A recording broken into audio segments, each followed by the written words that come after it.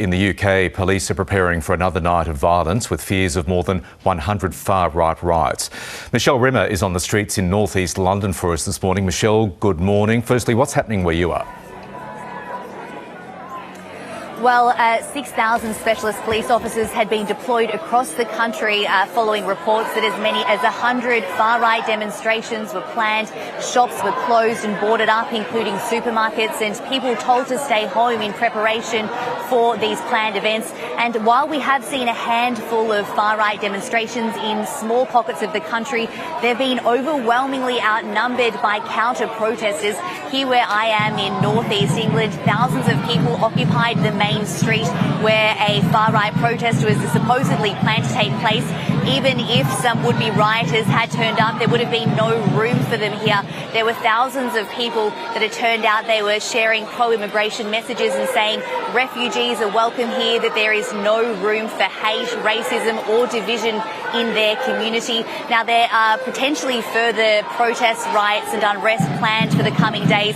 However, people that I've spoken to here said that they will continue to come out and counter-protest.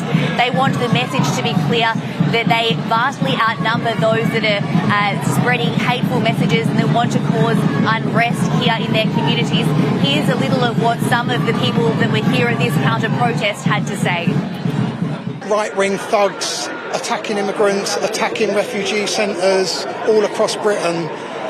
They said they were going to come here today, and I just wanted to be part of my community that are going to come out and say you ain't coming anywhere near this immigration centre. We've come because we think it's our civic responsibility and our duty. The government and the police have been inadequate in this, and we're here to show solidarity.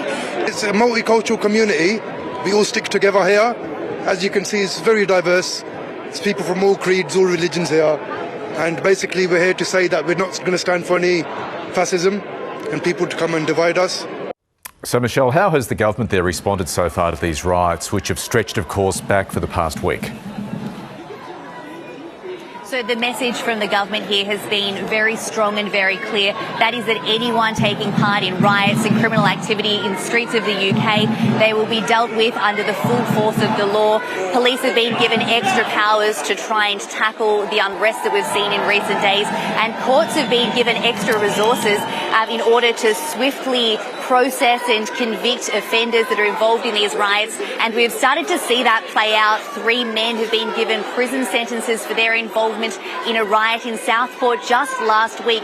One man given 3 years for attacking a police officer and causing unrest in Southport. That was following the stabbing deaths of 3 young children at a Taylor Swift themed workshop. And it was this event, this tragic event in Southport, that has caused and catalysed the unrest that we've seen over the last few days due to misinformation spreading online about the identity of the alleged attacker.